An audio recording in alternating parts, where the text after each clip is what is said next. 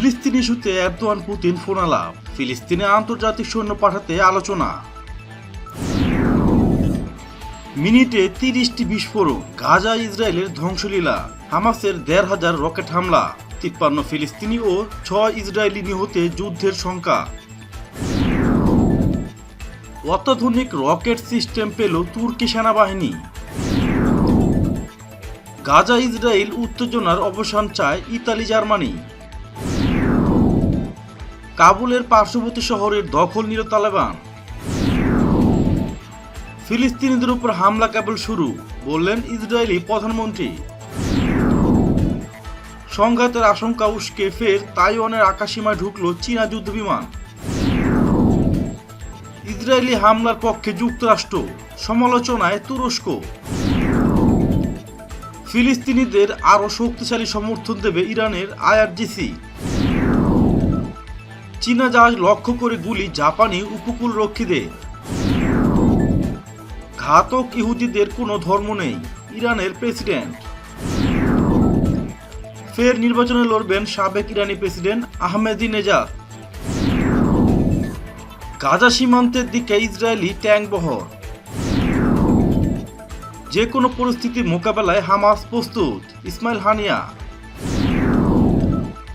ফিলিস্তিনি জনগণকে সহযোগিতার অর্থ সংগ্রহ করবে ইয়েমেনিরা। এবং সবশেষে থাকছে, জেরুজালেমে ইসরায়েলি হামলার পক্ষ নিল ভারত।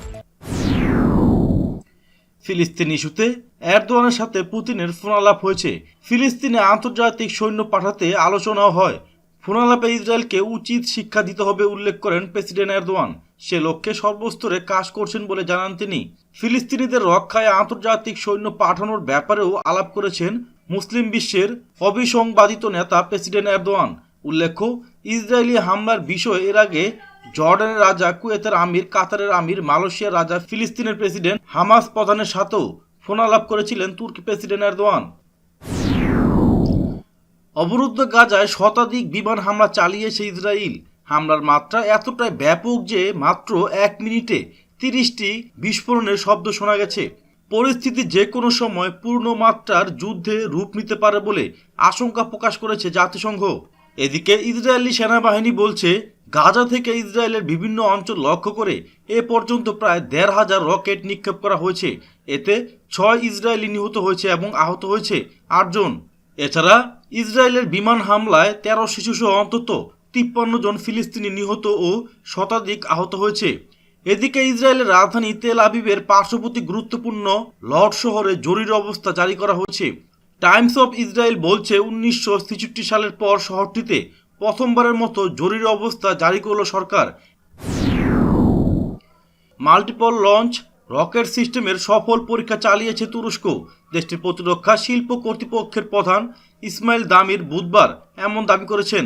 নতুন 107mm সিস্টেম তুরস্কের সশস্ত্র বাহিনীর ব্যবহারের জন্য প্রস্তুত বলেও জানান তিনি। তুরস্কের ক্ষেপণাস্ত্র নির্মাতা প্রতিষ্ঠান Roketsan mechanical and chemical industry company এই MLRS উদ্বোধন করেছে। বহুমুখী সাজোয়াজান বুরানকেও এটির সঙ্গে একীভূত করে দেওয়া হয়েছে। ইসমাইল দামির বলেন, এই ব্যবস্থা একসঙ্গে 12টি রকেট নিক্ষেপ করতে পারবে।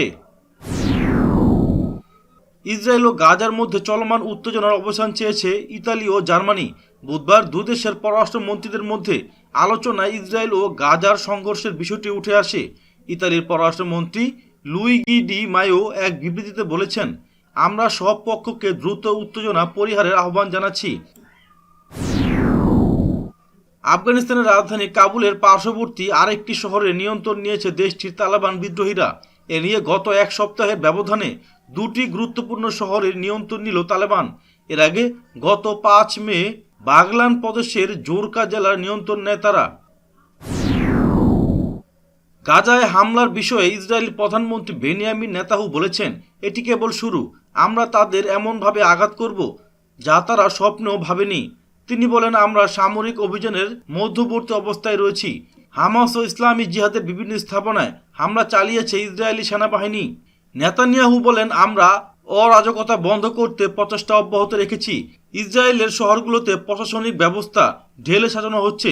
প্রয়োজনে আরও নির্মমভাবে এই নৃশংস উপায়ে সমস্ত বাহিনী দিয়ে এই অরাজকতা বন্ধ করা হবে।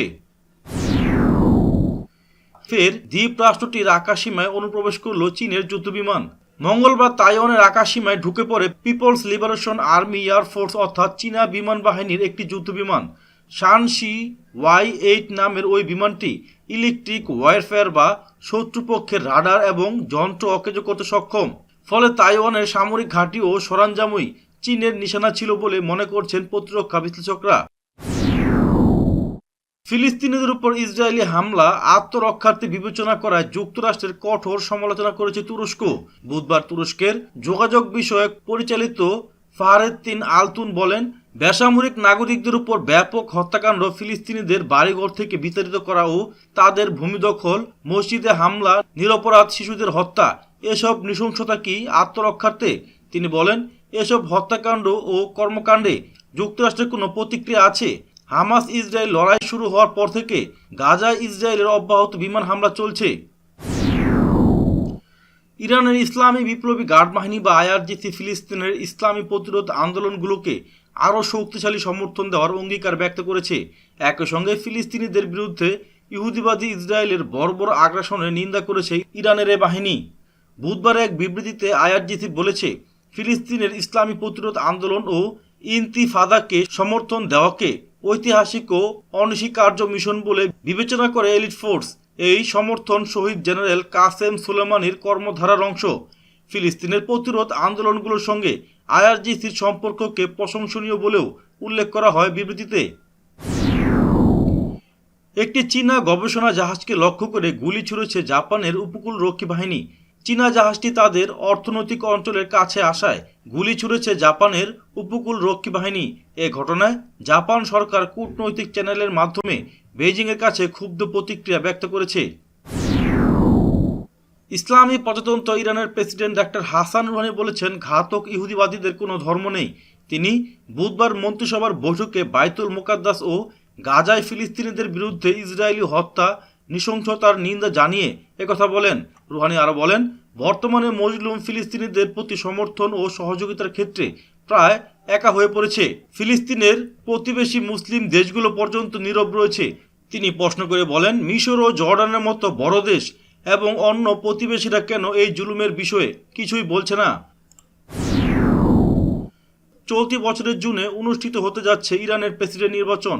এতে প্রতিদ্বন্দ্বিতার ঘোষণা দিয়েছেন দেশটির সাবেক প্রেসিডেন্ট মাহমুদ আহমেদিনেজাদ। দেশটির রাষ্ট্রীয় টেলিভিশনের বরাত দিয়ে এক প্রতিবেদনে তথ্য জানিয়েছে ব্রিটিশ বার্তা সংস্থা রয়টার্স।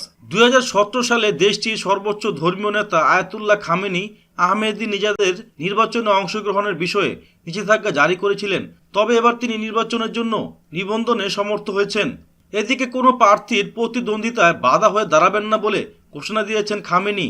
তবে নির্বাচনী কাউন্সিল চাইলে আহমেদিনেজাদের প্রার্থিতা আটকে দিতে পারে। ইসরায়েলি সেনাবাহিনী গাজার ফিলিস্তিনি ভূখণ্ডের দক্ষিণ সীমান্তে তার ট্যাঙ্ক বহর মোতায়েন করেছে। এটি ফিলিস্তিনিদের বিরুদ্ধে ইসরায়েলি অভিযানের নতুন ধাপ হতে পারে বলে আশঙ্কা করা হচ্ছে। সামাজিক মাধ্যমে পোস্ট ও সংবাদ প্রতিবেদন সূত্রে এসব তথ্য পাওয়া গেছে। ইসরায়েল ও ফিলিস্তিনি সূত্রগুলো বুধবার ইসরায়েলি সীমান্তের কাছে ট্যাঙ্ক চলাচলের বিষয়টি নিশ্চিত করেছে। ইহুদিবাদী ইসরায়েলের আগ্রাসনের মুখে যে কোনো পরিস্থিতি মোকাবেলার জন্য হামাস প্রস্তুত রয়েছে বলে জানিয়েছে সংগঠনটির প্রধান ইসমাইল হানিয়া।